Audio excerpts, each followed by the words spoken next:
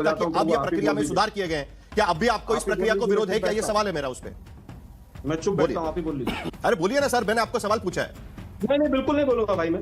Acting है। मैं आपकी भूमिका समझने की कोशिश कर रहा हूं, उसमें कुछ गलत है? बोलने नहीं देना चाह रहे हैं आप तो दीजिए ना, बताइए ना। किस चीज के दे रहा हूं मैं? आप बीच में क्यों कूद के पड़े? आप बोलिए, आप। मैं नहीं बोलूंगा बिल्कुल पूरे शो। चुनाव आयोग पर भी अविश्वास है को बताता है और मीडिया बीजेपी की मदद करता है। ठीक है, आप किसकी मदद करते हैं वो देख लीजिएगा। पूरी तरीके से गैर वाजिब चीज आप कहते हैं हर बार। आप गलत जगह पर लेके जा रहे हैं डिबेट। ये मुद्दा ही नहीं है डिबेट का।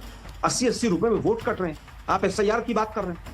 आज हालत यह है कि इलेक्शन कमीशन बीजेपी का पिट्ठू बन चुका है। चुनाव आयोग पर तो उनको तब भरोसा था जब नवीन चावला थे, उनको तब भरोसा था जब एमएस गिल थे, उनको तब भरोसा था जब टीएन सेशन बोलते थे कि राजीव गांधी बुलाकर डेट्स तय करवाते थे। आलोक जी कितना झूठ बोलते हैं, एक बार तो अंजना के शो में फंस भी गए थे। तो आज हम डिबेट के अंदर देखने वाले हैं कैसे बीजेपी के नेता सहिता प्रियवाला ने कांग्रेस की नेता आलोक शर्मा को अच्छे तरीके से धोते हैं, क्योंकि आज डिबेट के अंदर ये हो रही कि जो एसआईआर के बारे में डिबेट हो रही है, क्योंकि कांग्रेस की जो प्रवक्ता और नेता जो भी है कांग्रेस की, इन सब गद्दार नेता ने जो एसआईआर पसंद ही नहीं कर रहे थे, क्योंकि एसआईआर होगा तो बांग्लादेशी, रोहिंग्या, बहुत तमाम सारी ऐसे लोग हैं वो बात जाएगा। 2002 साल के बाद जितने भी रोहिंग्या मुसलमान आए हैं सब बात जाएगा, और उसके बाद कैसे कांग्रेस बगला हुआ है। तो दोस्तों आप लोग डिबेट के अंदर देख ही सकते हो। चलो दोस्तों मेन डिबेट स्टार्ट करते हैं। ये शुरू करते हैं। यही सवाल आलोक जी आपके सामने भी आएगा कि अब इतने बदलाव करने के बाद भी कांग्रेस पार्टी का विरोध एसआईआर की प्रक्रिया को क्यों है? केरल में विरोध लेकिन महाराष्ट्र में समर्थन, यह बात क्यों है? नहीं, आपको किसने कहा कि कांग्रेस एसआईआर के विरोध में? किसी बयान बताइए कोई। कांग्रेस ने एसआईआर का विरोध कब किया बताइए साहिल जी। प्रियंका जी का अभी बयान है कि केरल में जो हो रहा है वो बयान क्या था? वोट चोरी, वो कह रही है कि उसके लिए ये सारी प्रक्रिया कराई जा रही है, रिगिंग के लिए प्रक्रिया की जा रही है। नहीं, प्रक्रिया के ऊपर सवाल है, प्रोसेस के ऊपर सवाल है, पहले दिन से सवाल है।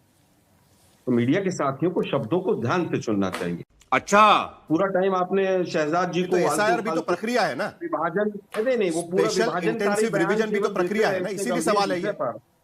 सुनिए भाई, सुनिए। आप लोगों की भी बहुत बड़ी भूमिका, आप उस टॉपिक में मत जाइए, नहीं तो फिर दिक्कत हो। मैं केवल ये कहना चाहता हूं कि इलेक्शन कमीशन के ऊपर से विश्वास उठ गया है, और ये हम नहीं कह रहे हैं, सुप्रीम कोर्ट का स्टेटमेंट है सुनवाई के दौरान। आलोक जी, हम कहीं भी नहीं जा रहे हैं। मैंने उसमें बदलाव दिखा दिए। मेरा सवाल आपसे ये था कि अब ये प्रक्रिया में सुधार किए गए हैं, क्या अब भी आपको इस प्रक्रिया को विरोध है? क्या ये सवाल है मेरा उस पर? मैं चुप बैठता हूं, आप ही बोल लीजिए। नहीं, आप शहजाद जी और आप कर बोलिए, मैं शांत बैठता हूं। अरे बोलिए ना सर, मैंने आपको सवाल पूछा है। नहीं, बिल्कुल नहीं बोलूंगा भाई मैं। एक्टिंग है। आप पता नहीं क्या कर रहे हैं भाई। हम हाथ जोड़ के बैठेंगे, देश में लोकतंत्र बहुत अच्छा चल रहा है, बीजेपी और मीडिया चला लेगी लोकतंत्र को, हम चुप बैठेंगे बिल्कुल। देखिए आपका ही यहां पर आप देखिए, आपने संसद के बाहर जो प्रदर्शन किया था उसमें एसआईआर का जिक्र किया गया था, जहां पर एसआईआर का विरोध किया जा रहा है। बैनर लेके आपके लोग खड़े हैं, उसमें एसआईआर का विरोध किया गया है। एसआईआर और वोट चोरी एक बराबर है, यह भी आपने उसमें जिक्र किया हो गया है, वो बैनर में लिखा हुआ है। इसीलिए तो आपको यह सवाल पूछा मैंने कि एसआईआर का विरोध क्यों है करके। आप बोल। देखिए, मुझे आप बोलने का मौका देंगे तो मैं अपनी बात रखूंगा। आपको हिंदू मुसलमान करवाना, मैंने आपको कहा ना, आप ही चुप बैठ रहे। मैंने आपको कहा कि आप बोलिए करके। किसी ने भी उस समय पर भी एसआईआर का विरोध नहीं किया था। टाइमिंग पर विरोध था, प्रोसेस पर विरोध था। दो शब्द बार बार यूज किए, और वो केवल विरोध हमारा नहीं था, वो सुप्रीम कोर्ट ने भी माना कि टाइमिंग भी गलत है, कि इस समय पर आप क्यों कर रहे हैं, और प्रोसेस को भी गलत माना। और पूरे देश ने देखा, जब मरे हुए लोग सुप्रीम कोर्ट पहुंच गए। आज आप सवाल विपक्ष से पूछ रहे हैं, 80-80 रुपए में वोट कट रहे हैं, आप एसआईआर की बात कर रहे हैं। आज हालत यह है कि इलेक्शन कमीशन बीजेपी का पिट्ठू बन चुका है। इलेक्शन कमिश्नर्स वो बनते हैं जो पिट्ठू होते हैं। टीवी चैनल्स पर इलेक्शन कमीशन का पक्ष वो रखने आते हैं जो भाजपा के इशारे पर काम करते हैं। हिपोक्रेसी की भी सीमा होती है। मुझे लगता है कि आपने चंडीगढ़ मॉडल भी देखा होगा साहिल जी। इलेक्शन कमीशन ने वो जो सीसीटीवी फुटेज आया था, सुप्रीम कोर्ट तक में तय हुआ कि गलत है। ये तमाम मुद्दे ऐसे हैं जिसकी वजह से इलेक्शन कमीशन के ऊपर से देश का भरोसा उठ रहा है, केवल विपक्ष का नहीं। 11% वोट बढ़ जाता है लोकसभा के चुनाव में।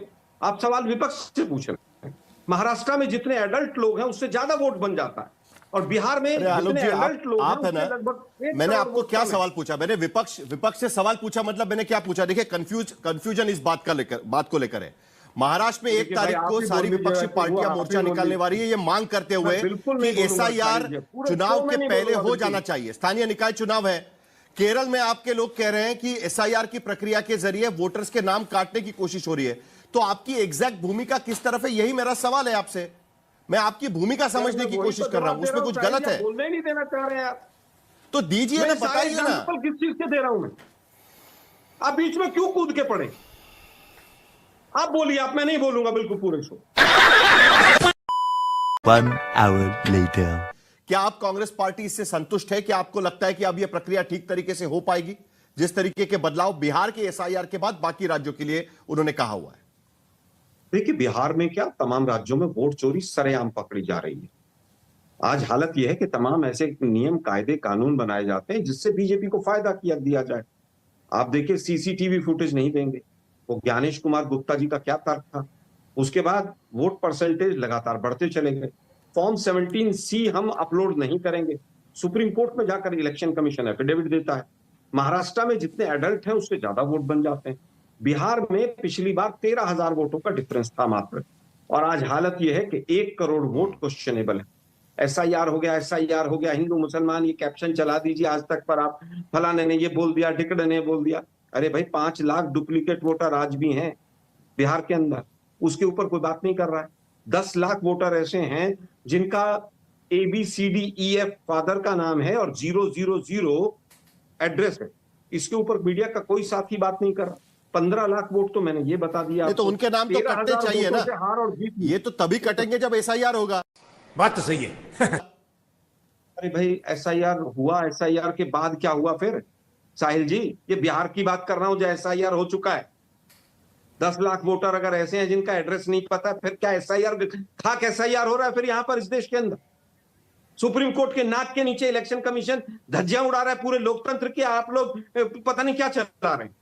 इलेक्शन कमीशन के कर्मचारियों के ऊपर केस नहीं होगा, क्यों नहीं होगा भाई? वो संविधान से ऊपर है। बीजेपी इलेक्शन कमीशन को बचाती है, इलेक्शन कमीशन बीजेपी की सरकारें बनाती है। अगर 13 बार एसआईआर हुआ, उसमें कोई डॉक्यूमेंट नहीं मांगा गया। बिहार में क्यों मांगा गया था? 13 बार जो एसआईआर हुआ उसमें केवल वहां पर जाकर बीएलओ गया और उसने कर लिया। उसमें केवल पूरी तरह से सतत प्रक्रिया थी वो। एक बात बताइए, 20 लाख नाम, आपने 65 लाख नाम काटे जो एसआईआर हुआ, तो अब मैं अपना जवाब दे सकता हूं, मैंने शांति से सबकी बात सुनी। तो आप तो चुनाव आयोग कह रहा है ना आलोक जी, अपनी बात पूरी आप तो चुनाव आयोग कह रहा है कि नहीं, एक मिनट, आप तो चुनाव आयोग कह रहा है कि अब डॉक्यूमेंट्स की जरूरत नहीं है इन्यूमरेशन के समय पे। ये बात भी वो कह रहा है, वही तो बदलाव वो कर रहे हैं ना वहां पर। तो आपको नहीं लगता कि वो बदलाव ठीक है? अरे भाई, दूसरा पैतरा निकाल लेंगे। आज तक घुसपैठी है तो आज तक को पता चल गए होंगे साहिल जी को कितने संख्या घुसपैठी की निकली है बिहार में, पता चल गई होगी। ज्ञानेश कुल मिलाकर शहजाद, आज तक कांग्रेस पार्टी को और विपक्षी दलों को चुनाव आयोग की प्रक्रिया पर और चुनाव आयोग पर ही अविश्वास है। को बचाता है और मीडिया बीजेपी की मदद करती है। हाँ, चलिए ठीक है, आप किसकी मदद करते हैं वो देख लीजिएगा। कांग्रेस आपके पार्टी प्रचार में आप आपका देख लीजिएगा। यहां पर मीडिया तो कोई चर्चा का विषय है नहीं आलोक जी, आप बेवजह हमको उसमें घसीट रहे हैं। मैंने आपको सवाल पूछा कि चुनाव प्रक्रिया में क्या बदलाव किए जा रहे हैं, एसआईआर की प्रक्रिया में क्या बदलाव किए जा रहे हैं।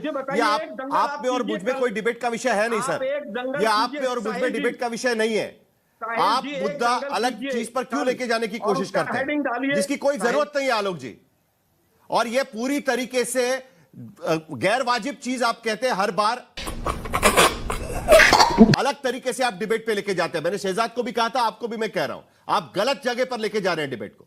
यह मुद्दा ही नहीं है डिबेट का आज की स्थिति में। प्लीज शहजाद जी, कुल मिलाकर चुनाव आयोग पर ही उनका भरोसा नहीं है। वो कह रहे हैं कि चुनाव आयोग जो भी करेगा कुछ ना कुछ तो गलत चीज कर ही लेगा इसमें। नहीं साहिल जी, चुनाव आयोग पर तो उनको तब भरोसा था जब नवीन चावला थे, उनको तब भरोसा था जब MS गिल थे, उनको तब भरोसा था जब TN सेशन बोलते थे कि राजीव गांधी बुलाकर डेट्स तय करवाते थे, उनको तो तब भरोसा था जब सुप्रीम कोर्ट ने बार बार बोला EVM पर कोई गड़बड़ नहीं है। 41 टाइम्स उन्होंने फैसला सुनाया, तो सुप्रीम कोर्ट पर भरोसा, EVM को बख्श दिया है कि अभी EVM को गाली दे रहे हैं। और ईवीएम को पहले गाली देते थे, तब वोटर लिस्ट के बारे में नहीं बोलते थे। आज ईवीएम अगर गड़बड़ है तो वोटर लिस्ट में धांधली की क्या आवश्यकता होती, थोड़ा लॉजिकली अगर कोई सोचे तो। पर उस पर भी कोई जवाब नहीं। अभी उन्होंने आपके शो पे कहा कि हमने कभी एसआईआर का प्रिंसिपल विरोध नहीं किया। ये जो आपने पूरा दिखाई है ना, खड़गे जी ने एसआईआर के बिल को फाड़ा और कचरे के डब्बे में डाला। ये लोकतंत्र पे वार बता रहे थे एसआईआर को। ये पूरा उन्होंने डेमोन्स्ट्रेशन किया पार्लियामेंट में। और इनके अंदर कितनी कंफ्यूजन है। सुन लीजिए, मैं अपनी बात पूरी कर दूं, मैं अपनी पूरी बात कर लूं, मैं अपनी पूरी बात कर लूं। साहिल जी, मैंने किसी के बीच में नहीं बोला। साहिल जी, मैंने किसी के बीच में नहीं बोला है। मुझे अनुमति दीजिए कि मैं अपनी बात। चलिए आलोक जी, आपके पास आता हूं मैं। Thank you. शहजाद को अपनी बात खत्म करने दीजिए। आलोक जी, आपके पास बाद में आता हूं। शहजाद जी, आपकी बात खत्म करिए। शहजाद बात खत्म करेंगे, बोलिए शहजाद। साहिल जी देखिए, अब आलोक जी कितना झूठ बोलते हैं। एक बार तो अंजना के शो में फंस भी गए थे, चिदम्बरम पर स्टैंड नहीं ले पाए।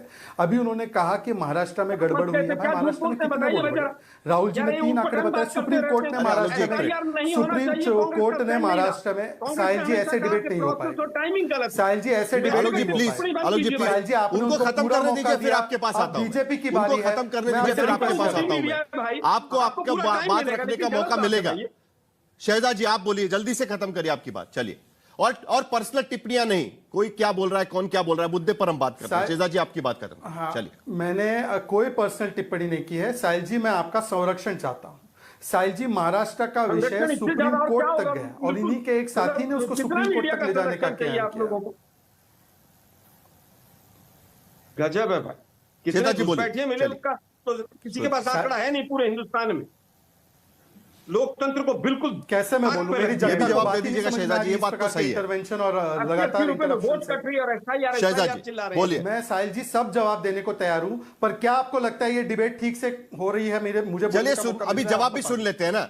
देखिए, 2-3 सवाल पूछे गए हैं। या तो वो ये भी पूछ रहे हैं कि घुसपैठियों का बात रखी गई, उसके वजह से कहीं ना कहीं सवाल यहां पर खड़े हुए चुनाव आयोग उसका जवाब नहीं दे पाया। चुनाव आयोग थोड़ा सा ठंडा हो गया उस बात को लेकर। शहजाद जी, 10 लाख से ज्यादा 0 एड्रेस है। साहिल जी देखिए, जनता देख रही है कि जब अवसर मेरी बारी है देने की, जवाब देने की अवसर है मेरा, तब मुझे एक भी वाक्य पूरा। आप बात करिए शहजाद जी, आपकी बात खत्म करिए। आलोक जी, जरा 2 मिनट शांत रहिएगा, आपको जवाब देने का मौका मिल जाएगा।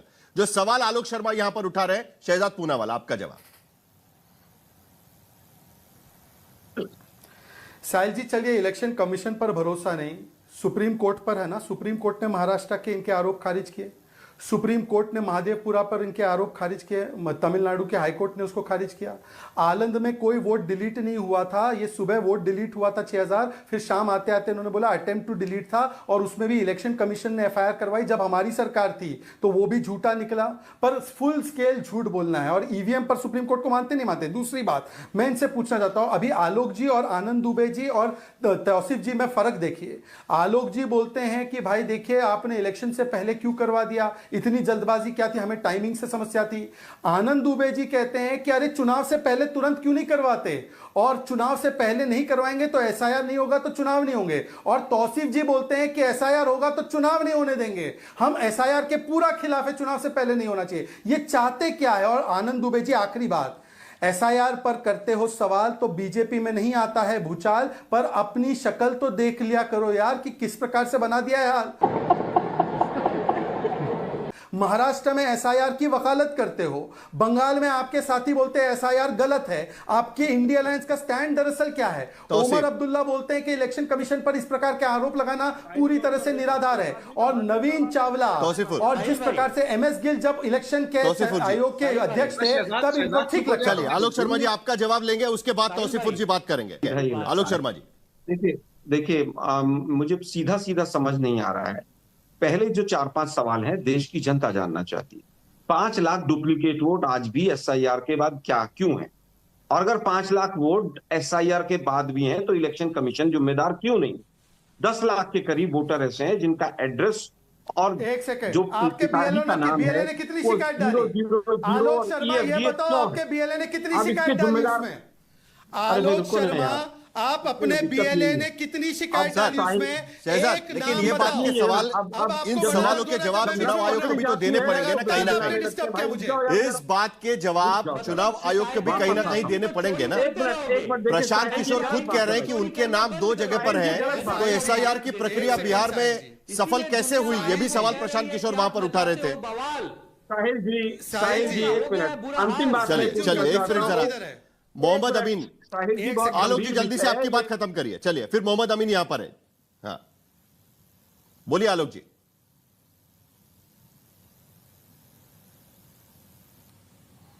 जरा आलोक जी की आवाज दीजिए, उनकी आवाज नहीं आ रही करते है। हो क्या सवाल नहीं उठने चाहिए थे, पहली चीज। दूसरी चीज, घुसपैठिए घुसपैठिए घुसपैठिए, पूरा ध्रुवीकरण चला 15 दिन तक। क्या घुसपैठिए नहीं हटने चाहिए? अरे भाई कितने घुसपैठिए निकले, कितने घुसपैठिए मिले? क्या इलेक्शन कमीशन को क्लैरिफाई नहीं करना चाहिए? ठीक, एसआईआर के नाम पर अगर बीजेपी की सरकारें बनवाई जाएंगी तो हम विरोध करेंगे, और ये जरूरी है। ये मेरे लिए, मोहम्मद अमीन। आपके लिए नहीं, भारतीय लोकतंत्र के लिए जरूरी है। चोरी की सरकारें रुकनी चाहिए। ये कहते हुए मुझे अच्छा नहीं लग रहा है, इनका दिमागी तवाज़ुन कुछ ठीक नहीं। कई से बीजेपी के नेता सहिता प्रियवाला ने कांग्रेस की नेता आलोक शर्मा को अच्छे तरीके से धोया, और ऐसे धोना भी चाहिए। सबके सब देशद्रोही गद्दार है। और और एक चीज़ देखिए दोस्तों, ये जो एसआईआर है, एसआईआर के अंदर बांग्लादेशी पाकिस्तान से बहुत कम आई है, लेकिन बांग्लादेश से बहुत तादाद से रोहिंग्या मुसलमान तो है ना, जो भी है मुसलमान तो है ना, और सब हिंदुस्तान आ रही है। और आने के बाद क्या कर रही है, और हिंदुस्तान में वोटर लिस्ट में अचानक घूस दे के 2 दिन में वोटर कार्ड आधार कार्ड बना लेते हैं। बना लेने के बाद इधर वोट देते हैं, और क्या करते हैं, इस वोट का फायदा कौन लूटते हैं? कांग्रेस लूटते हैं। और भी तमाम सारी गठबंधन नेता है, सब के सब लूटते हैं। जैसे हमारे बंगाल में ममता बेगम ने उन्होंने लूटते हैं। तो ऐसे करके हमारे हिंदुस्तान का खाता है, और लेकिन साला गद्दार लोगों ने गाता है बांग्लादेश का, पाकिस्तान का। तो दोस्तों उम्मीद करता हूँ आप सबको डिबेट अच्छी लगी। अगर अच्छी लगी होगी तो चैनल को सब्सक्राइब करें, वीडियो को लाइक कमेंट शेयर करें। जय हिंद, वंदे मातरम, भारत माता की जय।